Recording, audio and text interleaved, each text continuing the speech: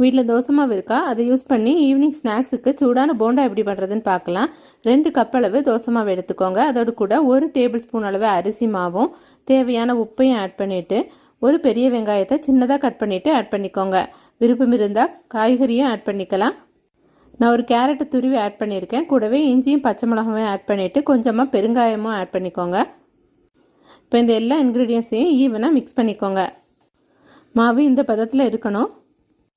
நீங்கள் மாவு மிக்ஸ் பண்ணும்போது இந்த பதத்துக்கு வரலைன்னா தேவையான கொஞ்சம் கூட அரிசி மாவை ஆட் பண்ணிக்கலாம். அரிசி மாவுக்கு பதிலாக ரவை கூட ஆட் பண்ணலாம். ஃபெர்மெண்ட்டான மாவுங்கிறதுனால சோடா தேவையில்லை. எண்ணெய் நல்லா சூடானதும் கொஞ்சம் கொஞ்சமாக மாவை கையாலேயோ கரண்டியாலேயோ இது போல் ஆட் பண்ணிக்கோங்க. மீடியம் ஃப்ளேமில் வச்சு இது போல் பொன்னிறமானதை எடுத்துடலாம். மாவு அதிகம் புளிச்சிருக்கக்கூடாது. மாவில் ஆல்ரெடி உப்பு இருக்கிறதுனால வெஜிடபிளுக்கும் அரிசி மாவுக்கும் மட்டும் உப்பு ஆட் பண்ணிக்கோங்க. ட்ரை பண்ணி பாருங்கள்.